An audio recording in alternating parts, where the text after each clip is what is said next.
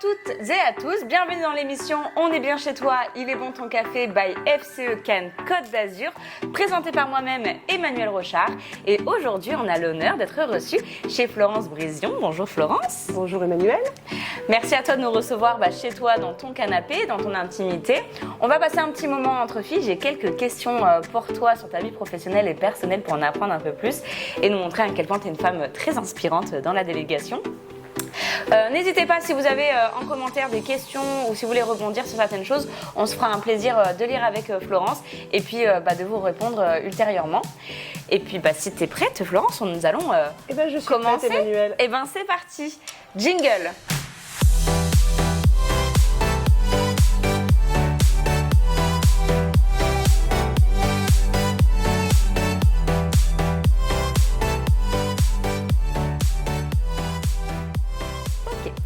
Ma première question pour toi, Florence, c'est déjà, quel est ton rôle de chef d'entreprise ? Qu'est-ce que tu fais ? À quoi ça correspond ?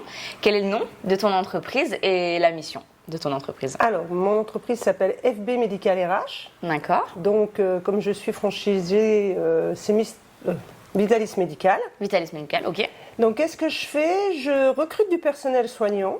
Donc, infirmières, aides-soignantes, ça peut même m'arriver des médecins, des éducateurs de jeunes enfants, que je vais placer pour des clients auprès des EHPAD, des crèches, mais pas que.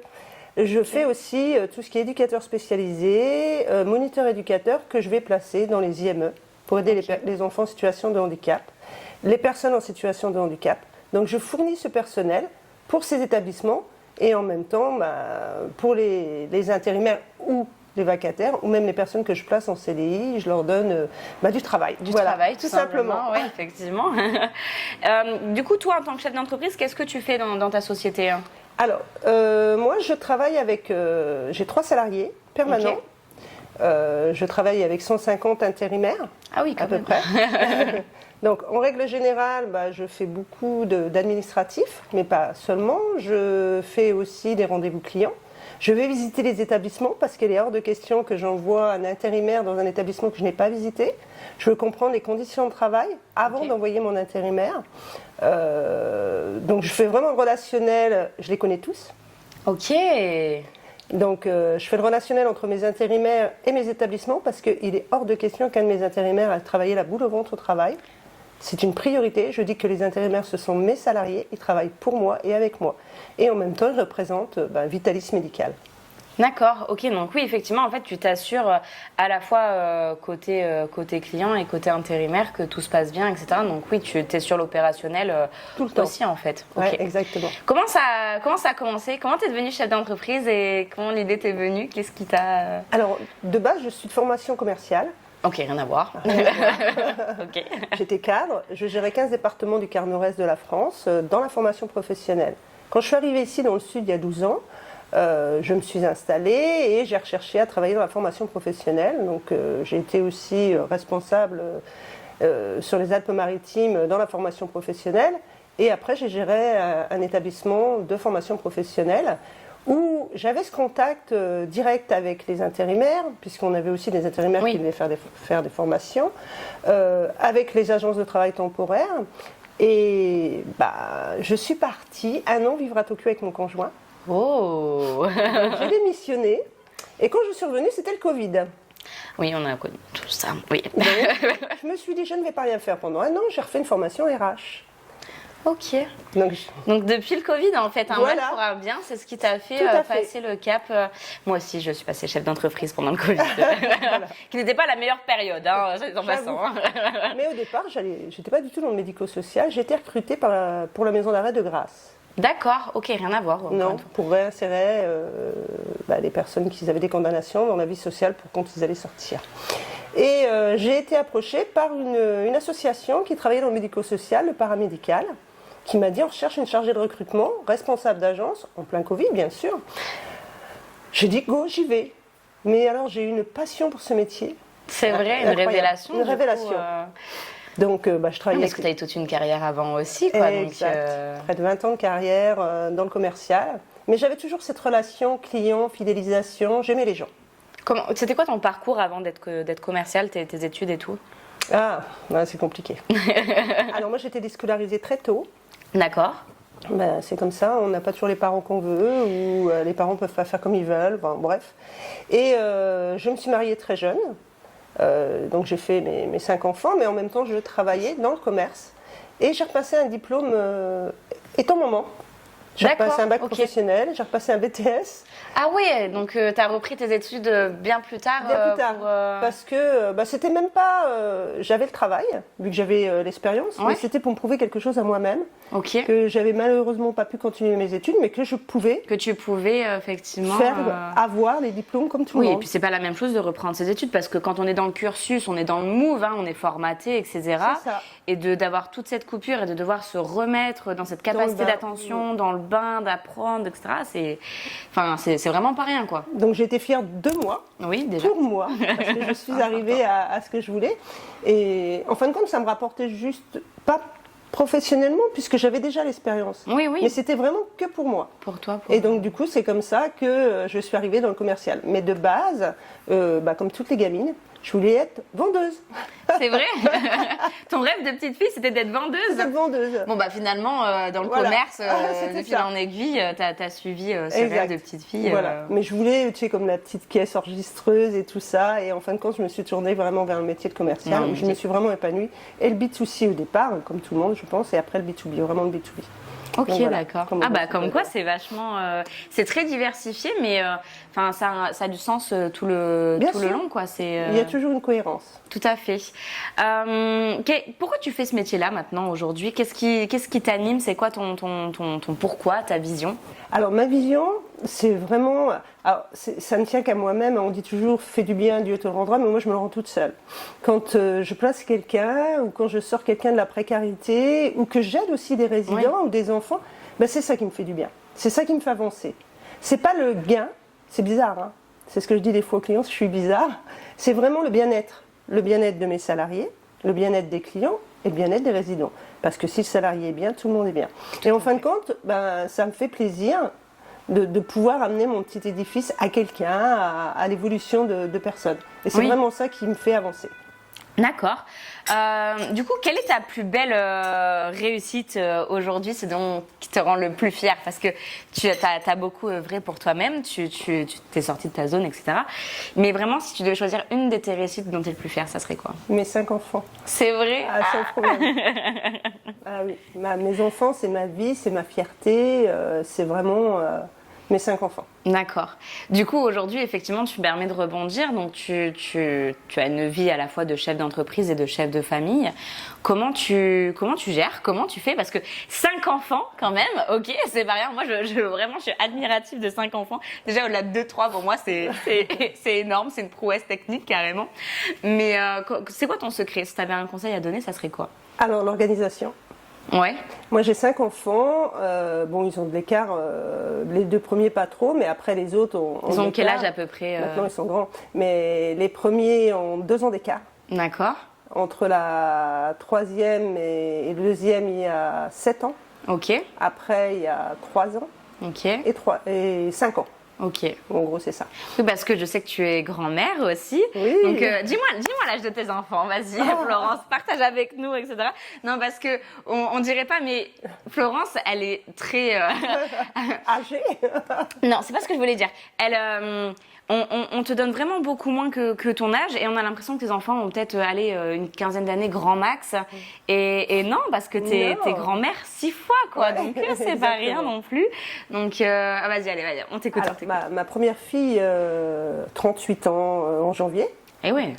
Mon deuxième a 36 ans. Ma troisième a 31 ans.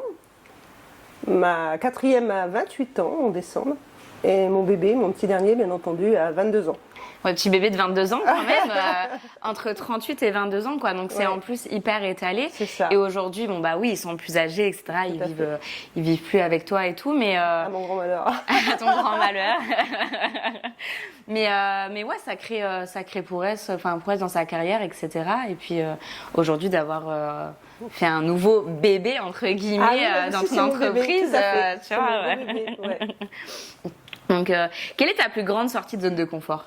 Alors, le jour où je me suis retrouvée toute seule avec mes 5 enfants, donc il fallait gérer le travail et les enfants. Mais au final, ça a mis un peu de temps. Mais comment t'as fait? Alors, vraiment, non, parce que vraiment, on se pose la question avec les filles. La plupart, elles me disent notre secret de vie de famille et de vie de chef d'entreprise, c'est le binôme, c'est l'entourage, c'est l'organisation. Et on se dit oui, mais celle qui est toute seule, comment elle fait? Bah, Florence, tu es là aujourd'hui. Vas-y, dis-nous vraiment ton secret ultime. Il y a une très bonne. Enfin, on était, puisqu'ils étaient tous là, une communauté où chacun s'entraidait. Okay. Les grands, les petits, la maman. Alors mes enfants n'étaient pas mes nourrices, mes enfants allaient en nourrice. Il était hors de question de passer l'adolescence de mes enfants. Donc je travaillais, mais on était très très organisés. J'ai toujours eu une très bonne organisation et malheureusement, je faisais le rôle du papa et de la maman et parfois c'est pas la meilleure. Mais au moins j'ai des enfants qui ont réussi, qui sont bien, et donc c'est ma plus grande fierté. Ta plus grande fierté et à la fois ta plus grande sortie de zone de confort. Complètement. Quand tu as dû tout gérer. Complètement. On est un peu perdu au départ, et le temps de prendre ses repères et de se dire comment je vais faire.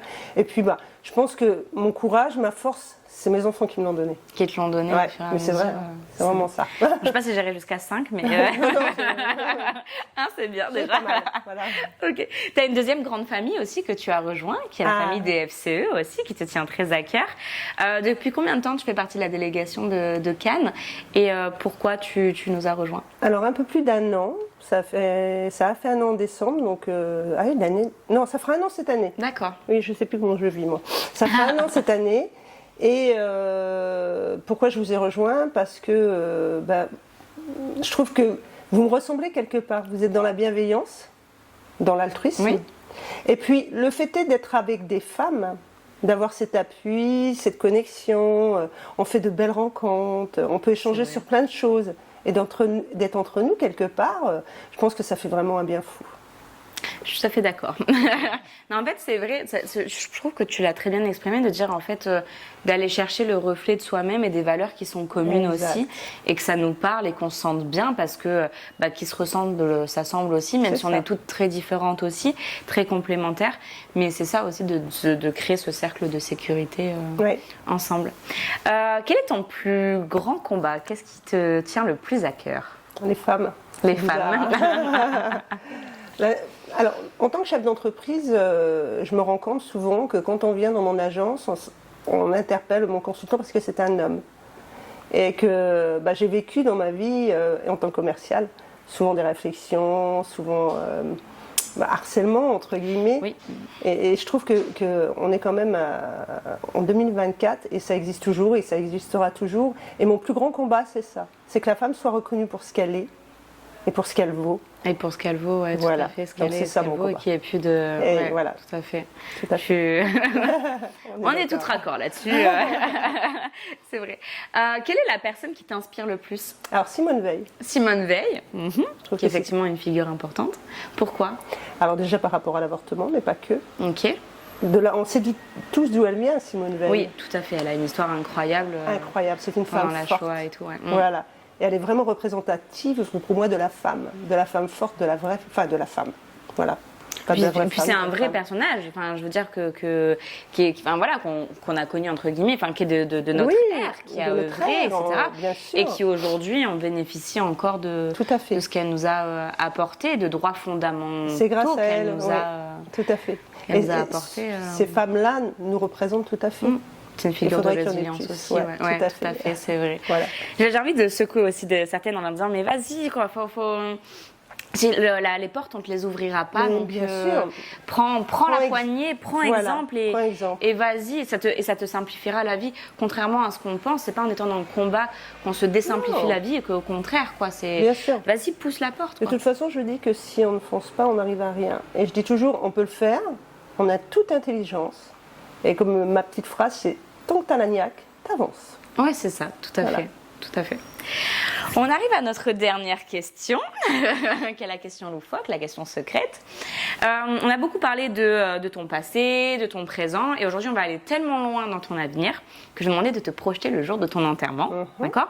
Donc, qu'importe les croyances, ce jour-là, il y a toujours un hommage qui est rendu au défunt, à la défunte. Et ce jour-là, tu peux assister à ton enterrement comme une petite souris et tu peux entendre ce que tes proches vont dire de toi, d'accord? Et donc ma question, c'est qu'est-ce que tu souhaiterais qu'ils disent de toi ce jour-là, ou peut-être qu'est-ce que tu penses qu'ils vont dire de toi ce jour-là? Donc les proches, tout, hein, les enfants, la famille, les amis, les collègues, les FCE. Voilà, grosso modo, si on faisait un discours global, qu'est-ce qu'elle dirait? Alors les enfants, je pense qu'ils diraient, bon, on a une maman qui nous a accompagnés tout le temps qu'elle a été là, elle nous a soutenus, elle a fait tout ce qu'il fallait en tant que maman et papa. Hein. On n'a jamais manqué de rien, on a toujours eu ce qu'il fallait, c'était une maman courageuse. Et les intérimaires ou les clients diront, ah franchement, enfin j'espère, que c'était une femme vraiment qui était bien, elle se souciait des autres. Et on la remercie parce qu'elle se souciait des autres. Elle se souciait vraiment voilà. des autres, ouais. Donc ça, c'est ma plus grande reconnaissance. Et là, les FCE, franchement, Florence, c'était une belle personne. C'est un rayon de soleil. Voilà. C'est un vrai rayon de soleil qui a une joie de vivre, qui est hyper communicative, donc vraiment. Tant mieux. C'est ce que j'essaie de donner. Et en fin de compte, on me le rend bien. Tout à fait. Je pense que c'est le principal. Ok, donc c'est bientôt la fin de l'émission et je crois que cette fois-ci, c'est toi qui as une question pour moi. Alors oui, Emmanuel. En rapport à toutes les activités que tu exerces. C'est vrai. Ma question est, laquelle préfères-tu? Alors, laquelle je préfère aujourd'hui, je dirais que celle que je préfère, c'est enseigner. J'adore transmettre. Bon, déjà, transmettre, je le fais de plein de manières différentes, que ce soit en entreprise, en coaching, en conseil, en formation ou à l'université. Mais vraiment de travailler avec les jeunes, je pense que c'est ce qui m'anime le plus. Parce que c'est eux, la future génération aussi. Ensuite, ils me le rendent tellement bien. Aussi, j'ai vraiment un plaisir d'enseigner, de leur transmettre et de les voir évoluer. Surtout. Et j'aurais aimé qu'on me transmette tout ça à leur âge. Je pense que j'aurais gagné du temps. J'aurais évité quelques grosses sueurs et quelques traumas aussi. Et je trouve ça tellement inspirant d'avoir des professeurs qui sont inspirants aussi. Moi, j'ai eu des grands mentors qui m'ont permis d'être qui je suis aujourd'hui aussi. Et je dirais que enseigner, c'est vraiment ma partie préférée. Moi, ça ne m'étonne pas parce que c'était vraiment très bien à ce niveau-là. On a pu le voir ensemble. C'est vrai qu'on a fait une petite intervention ensemble dans un lycée, tout à fait. Moi, j'ai l'impression d'être sur scène quand j'enseigne. Je fais un one-man show. Il manquerait les spots, le micro. Mais j'adore ça. Et puis, ils ont de la répartie aussi. Ah oui, tout à fait. Ils ont de la répartie, les jeunes. Et j'aime avoir de la répartie aussi. Parce que tu les intéresses. Parce que tu les captes et tu... C'est ça. C'est tout à fait ça. Donc, moi, je leur dis toujours, alors, certes, je suis là pour vous animer, entre guillemets. Je dis, mais n'oubliez pas que vous êtes là pour me divertir aussi, d'accord? Donc si vous êtes que passif, moi je m'ennuie et c'est pas le but non plus. Donc, mais voilà, c'est toujours dans la bonne humeur aussi, avec beaucoup de joie. Ok. Eh ben merci beaucoup Florence pour ce moment entre filles. T'es toujours aussi passionnante, inspirante et rayonnante. Je te retourne le compliment pour le coup. Merci. L'émission touche à sa fin. On vous remercie de nous avoir écoutés. On se retrouve très bientôt pour un nouvel épisode et on vous dit au revoir. Au revoir.